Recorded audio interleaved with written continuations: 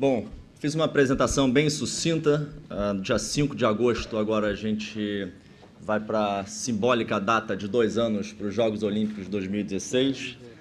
E eu gostaria de dividir dois posicionamentos dos Jogos aqui, duas mensagens que eu gostaria de deixar para vocês.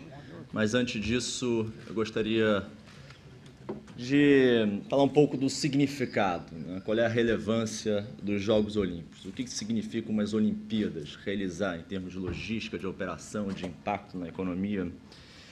E, sem dúvida nenhuma, é o maior evento do planeta. Não tem nada maior do que isso. Só para os senhores terem uma dimensão da Copa do Mundo, a gente está falando no Rio de Janeiro aí de 7 jogos no Maracanã, uma logística teoricamente menos complexa, né? Porque são todos em uma única arena no Maracanã, você sabe de onde as pessoas vêm.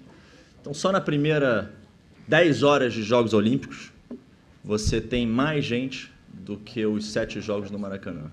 Então, em termos de operação, só uma guerra mundial que é acima do que eu vou falar aqui. Então, você está falando de quase de 8 milhões de ingressos vendidos, tem 4 bilhões de espectadores, uma oportunidade de você consagrar a imagem de uma cidade, né, de você vender e posicionar no mundo.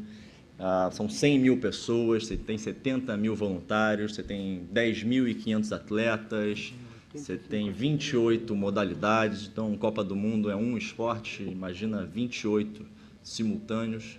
Então, é uma coisa que exige e requer planejamento, né? Não tem tempo de adaptação. Tudo tem que ser simulado, tudo tem que ser planejado, tem que ser muito bem casado. E o que o Rio de Janeiro está fazendo? Ele encara os Jogos Olímpicos não como um evento esportivo. Acho que, como o professor Luciano Coutinho colocou, ele é muito mais do que um evento esportivo. Ele é uma oportunidade de transformação. Você traz para o valor presente todas as necessidades de infraestrutura que a gente está falando aqui, que uma cidade precisa. Então, é como um cometa Halley, isso só passa de 100 em 100 anos, né? Talvez mais.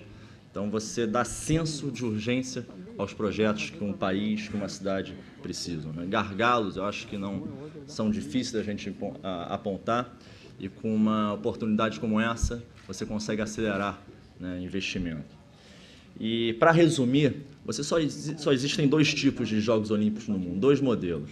O primeiro, né, que a gente teve esse ensinamento do Pascoal Maragall, que foi o prefeito na época dos Jogos Olímpicos de Barcelona. Então, você só tem 2 modelos de jogos.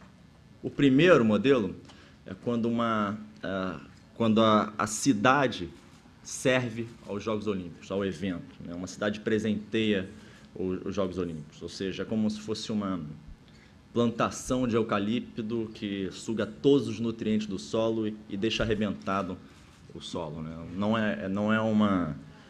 É um investimento caro, vou falar aqui mais para frente de números. E o segundo modelo, que é justamente o que a gente quer seguir, é quando os Jogos Olímpicos servem à cidade. Eles trazem as oportunidades para o que a cidade precisa, né? São esses gargalos que a gente vai falar aqui nas outras palestras, em termos de logística, de operação, de infraestrutura. Então, o nosso modelo é justamente os Jogos servirem à cidade. E por que a gente ganhou esse bid? Por que a gente ganhou essas Olimpíadas de 2016, os direitos de realizar?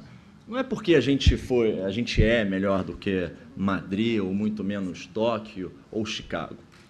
Essas cidades, que eram as cidades concorrentes, são cidades já preparadas, né? Já são cidades de primeiro mundo, são cidades desenvolvidas. Por que o Rio ganhou? Justamente por causa dos nossos problemas, das nossas dificuldades, né? Dos nossos desafios. Sejam eles de estrutura, de tecnologia, de transporte, mas a gente ganhou as Olimpíadas por causa dos nossos desafios. Isso é muito importante ficar claro para os brasileiros. E esses problemas, esses desafios, eles acabam transformando em oportunidades, em soluções para a gente. Então, eu vou falar um pouco mais para frente, eu vou bater muito na tecla aqui do legado, porque o que fez a diferença perante aos nossos concorrentes, que isso é dito e oficializado pelo COI, é justamente o nosso plano de candidatura. A gente se propôs transformar uma cidade. As Olimpíadas de Barcelona, elas não são consagradas, elas não são famosas, elas não são jogos, um marco tão grande, simplesmente pelos recordes batidos pelos seus atletas. Isso as pessoas esquecem. Os recordes, em evento, os atletas se superam. Agora, o que a gente espera é essa transformação que Barcelona fez. É isso que a cidade está fazendo. Então, hoje, por exemplo, como no vídeo de abertura, menos de 20% da população usa transporte de massa. No final de 2016, esse número vai para 60%. Será que a gente teria essa oportunidade se a gente não tivesse os Jogos Olímpicos acontecendo na cidade? Então, acho que desafio faz parte. Você não tem nenhum evento dessa dimensão sem desafio. Nenhuma cidade no mundo está pronta para um evento dessa complexidade. Não existe. Até Tóquio tem os seus desafios. Cada cidade tem sua particularidade. Então, o que os Jogos do Rio... Qual o posicionamento dos Jogos do Rio? É os Jogos do Legado. Esse é o posicionamento. E por que é os Jogos do Legado? Por que são os Jogos do Legado? Simples. Porque a cada real que a gente coloca em infraestrutura para atender às demandas olímpicas, o campo de golfe, o parque olímpico, o sambódromo, todas as nossas arenas esportivas, a gente coloca R$ 5 para a estrutura da cidade. Ou seja, R$ 1 é para atender esses 16 dias, essas 2 semanas de Jogos Olímpicos. Os R$ 5 ali, 5 vezes mais a conta, é para atender o 2017, 2018, 2019 e assim por diante. É o que fica para a cidade. É o presente que as Olimpíadas trazem para a cidade. E não é só concentrado... os Jogos vão beneficiar 2 milhões de pessoas, 2 milhões e meio de pessoas diretamente nas 4 clusters, nas 4 zonas olímpicas. Mas o legado vai muito além disso. O legado, o dossiê, o caderno de encargos dos Jogos Olímpicos, ele foi pensado para espalhar na cidade como um todo, não só nas 4 zonas olímpicas. Então, aí tem alguns exemplos. Né? Acho que alguns exemplos que a gente já trouxe para o valor presente, coisas que teriam que ser entregues em 2014, 2015, 2016, a gente já entregou. Tipo, o Transcarioca, a Transoeste, é uma realidade. As pessoas usam. Né? O que as pessoas demoravam, isso para mim é fascinante trabalhar com esse negócio, porque o que as pessoas demoravam 2 horas para ir da Barra da Tijuca para Campo Grande, demoram hoje 1 hora. Né? Esse projeto está há anos engavetado. Acho que o brasileiro sabe muito bem projetar, mas a gente não tem esse senso de urgência de chutar a bola para frente. Então, com um evento desse porte, você tem um deadline, você tem um prazo para entregar. O Transcarioca é uma realidade. Sendo realista aqui, o Galeão é o primeiro aeroporto que tem um BRT, que tem um transporte de massa ligando a cidade ao aeroporto internacional. Está pronto, não é um projeto, é um fato. Né? Acomodação, a gente tinha 20 mil quartos antes do dossiê da candidatura. Agora, em 2016, a gente vai dobrar esse número, 40 mil quartos. Então, a rede hoteleira é um gargalo para uma cidade realizar um evento desse porte, e a cidade está se preparando, está dando incentivos para a rede hoteleira, né, convidando hotéis de grande porte para entrarem na cidade. O centro de operações, isso foi entregue em 2010. A Seropédica, que a gente fechou aquele Gramacho, era um crime ambiental, isso foi feito em 2012. A expansão do Sambódromo, onde vai a largada e a chegada da maratona, está pronto. A Praça da Bandeira, isso é um reservatório de 20 milhões de litros. Isso é um absurdo. Embaixo da Praça da Bandeira, ou seja, a Praça da Bandeira, desde que o Rio é uma cidade, tem alagamento. Então, agora não tem mais isso. Isso não é para os Jogos Olímpicos. Né? Os Jogos Olímpicos acontecem em agosto. Em agosto você não tem enchente. Você usa como pretexto para trazer esse investimento, como oportunidade, um avanço. E o Porto Maravilha, sem dúvida nenhuma, acho que na cabeça de todo mundo aqui é o grande vedete da PPP, a maior PPP do Brasil, são 8 bilhões de reais. Também está todo vapor, vocês saem aqui na frente do mar, não tem mais o viaduto. Não está planejado. Está lá, você não vê mais viaduto. Caiu, o túnel está ficando pronto. 2015, agora, segundo semestre, vocês vão passar debaixo de um túnel, ao invés de ter aquele viaduto que impactava a imagem do Rio de Janeiro, né? Deixava a cidade voltada para dentro, não para o mar. O Rio de Janeiro é uma cidade visual, uma cidade feita para carros. Todas as cidades brasileiras são feitas para carro. Agora a gente está pensando numa cidade feita para pessoas. Para isso, transporte de massa. Você volta a dar vida ao centro. A melhor forma de você conservar um lugar é dar uso a ele. Então, uma cidade, um bairro que tem uma população flutuante, não tem razão de existir. As pessoas chegam, trabalham e vão embora, ninguém tem carinho. Agora vai ter restaurante, faculdade, hotel, hospital, dá movimento. Vocês vão frequentar aqui o Porto. E tudo, o Parque Olímpico, por exemplo, onde acontece o Rock in Rio, está pronto. Também é uma entrega para os Jogos Olímpicos. Para vocês terem uma ideia, de 100% dos equipamentos olímpicos que a gente está falando para os Jogos, mais de 50%, uns 53%, 55%, ou eles estão prontos, ou eles vão precisar de pequenas adaptações. Então, tudo que a gente tem pensado para os Jogos Olímpicos, a gente pensa em 2 momentos. O primeiro momento, que é para atender o evento esportivo, os Jogos, os requerimentos olímpicos. Então, aqui, por exemplo, é o Parque Olímpico. No primeiro... Tem um laser aqui, não, né? A gente está falando de 14, de 9 arenas, eu vou botar ali 14... Tem um laserzinho, não, né? Isso aí tem uma área onde era o sambódromo, onde era o autódromo, uma área de mais de 1 milhão de metros quadrados. Esse meio aqui é uma via olímpica, que é o que corta... Isso aqui é o coração dos Jogos, tá? Essa área aqui. Então, 50% dos Jogos acontecem na Barra da Tijuca. Isso aqui é uma via olímpica que corta o Parque Olímpico. E aí você tem todas as arenas dentro dessa estrutura. Eu vou falar um pouco mais para frente de Deodoro também, que é o outro complexo esportivo. Mas o que é interessante aqui, que eu acho que eu me orgulho muito, é desse modelo 1 para o modelo 2, né? Que esse aqui é para atender os Jogos, isso aqui é para atender a cidade. É os Jogos presenteando o cidadão. Então, 40% do Parque Olímpico vai ser transformado em área residencial. E os 60% é legado para a cidade. Todos nós, né, reclamamos que não existe incentivo para atletas de alta performance no Brasil. Então, agora, você vai ter um centro olímpico de treinamento, com uma arena de tênis, com uma arena para ginasta, para os atletas de alta performance, com chance de medalha, treinar. E o Rio vai ser sede disso, novamente. E quem é que está fazendo isso? É uma PPP.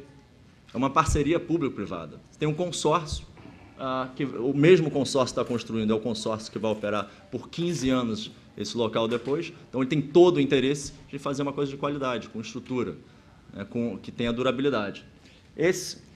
Eu não tenho tempo, eu tenho muito pouco tempo para falar, mas eu acho que eu gostaria de deixar um produto na cabeça de vocês. Você tem 2 tipos de arena durante os Jogos Olímpicos. A arena permanente, né, que é o que a gente está reduzindo os custos. Eu costumo falar que é uma arena... Não tem luxo, não tem perfumaria. Isso aqui não é país de primeiro mundo. Então, a gente está fazendo uma estrutura enxuta, para não ficar depois coisas descomunais, para você gastar dinheiro público para fazer a manutenção. Então, você tem muita arena que é temporária.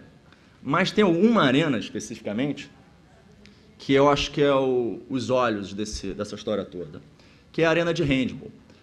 O handball queria ter uma arena permanente na cidade, mas não faz sentido, talvez, você ter uma arena para 20 mil pessoas e depois você não ter um conteúdo, um calendário esportivo tão intenso para dar uso a essa arena. O que a gente fez? A gente fez uma estrutura chamada estrutura nômade. No primeiro momento, ela vai atender a competição de handball. Mas só que, além dela, ela é temporária para o handball, mas para a cidade ela é permanente. Porque ela foi desenvolvida para, quando ser desmontada, dar espaço a 4 escolas públicas. Isso é o melhor dos cenários. Então, você pega uma arena temporária, desmonta ela. Então, a escada, a parede, a luminária, o assento, ela foi projetada para dar espaço a 4 escolas. 3 dessas escolas ficam na Barra, em Jacarepaguá, e uma em São Cristóvão. Então, os Jogos presenteiam a cidade. Essa arena de handball, eu gostaria, é a única que me resta tempo aqui de falar, é sobre essa arena. Mas você tem outra também, por exemplo, o centro aquático. Quando a gente desmontar, a gente quer transformar também em áreas esportivas, por exemplo, em praças, colocar a luminária ou arquibancada para campo de futebol em praça pública. Essa história é muito boa de contar. E essa história que os senhores devem tomar conhecimento. Vou passar um pouco mais rápido aqui. Deodoro, sem dúvida nenhuma, é um desafio, mas eu acho que desafio é diferente de problemas, né? A gente não tem tempo a perder com o Deodoro, uma estrutura muito mais enxuta do que o Parque Olímpico, muito mais simples. Para vocês terem uma ideia, a maior arena aqui é para 5.000 pessoas, já existe uma arena lá para 3.000 pessoas. Tem uma pista de mountain bike, que não tem... Mountain bike é na terra, então não é uma coisa sofisticada. BMX também é na terra, não é uma coisa que demanda grandes esforços. O que demanda mais esforços aqui é essa parte da corredeira, do canyoning, né, do slalom, de canoa, que esse realmente é um investimento grande e que a gente também já está garantido. Quem toma conta desse complexo é a Queiroz Galvão, ou seja, a gente não tem tempo a perder, então está endereçado com uma empresa grande, com capacidade de entrega. Então, esse é os Jogos do Legado. Além dos Jogos do Legado, outro posicionamento que os Jogos de 2016 têm é um Jogos inteligente, né? É um Jogos com economia de recursos públicos. A gente, através das parcerias públicas-privadas, a gente tem incentivado e usado muito dinheiro privado para esses investimentos. Vou tentar acelerar. Para ficar claro, gente, o orçamento das Olimpíadas, para aumentar a transparência e entendimento de todos, a gente dividiu em 3 fatias esse bolo. A primeira é o comitê organizador, que é a realização dos jogos, a passagem, a hospedagem, a bola, o taco, é a realização do evento em si.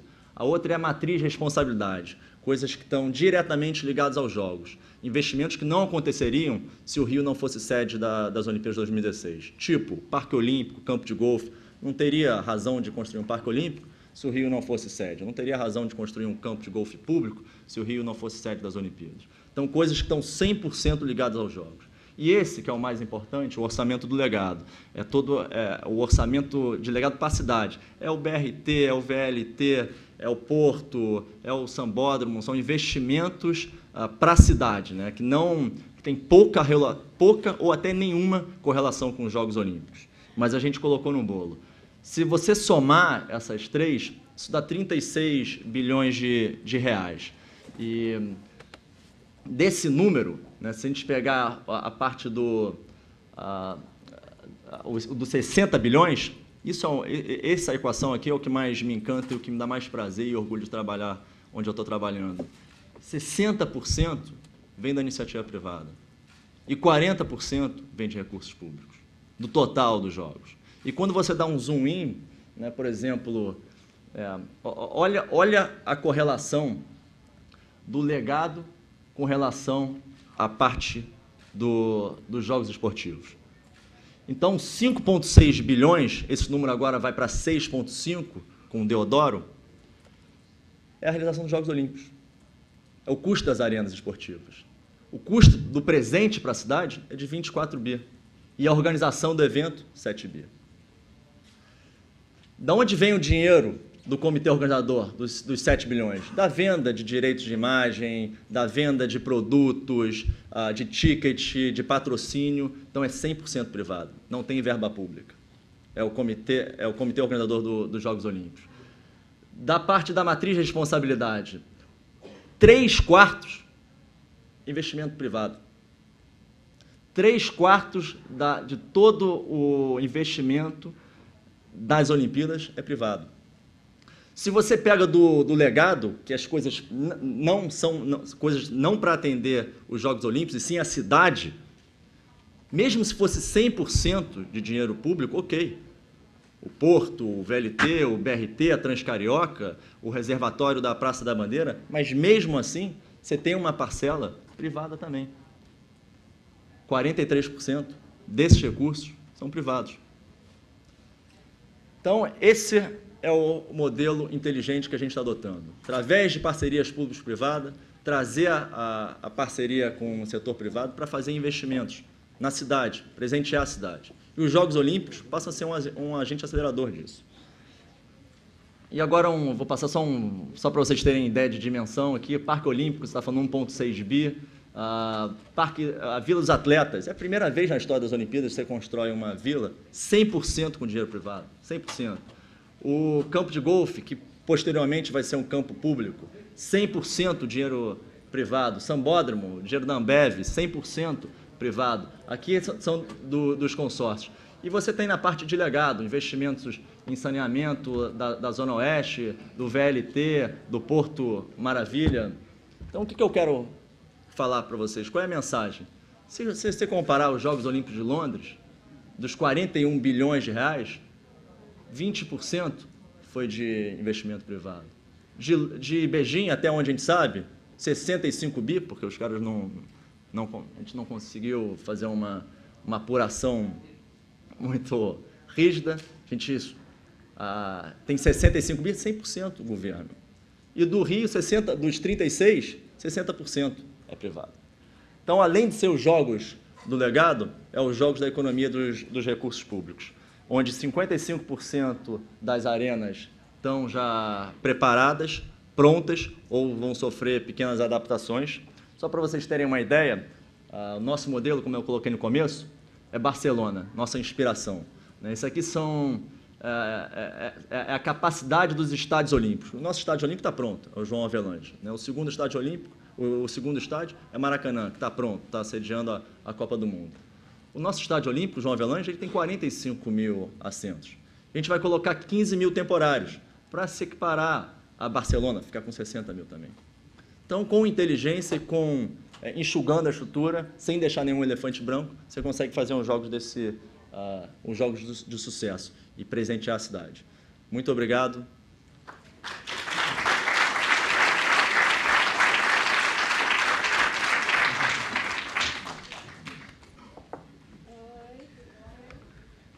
Obrigado, Joaquim, pela apresentação. Acho que comunicação é um elemento crucial nessa mensagem que você tem, e você conseguiu passar com muita clareza o que a cidade vem fazendo.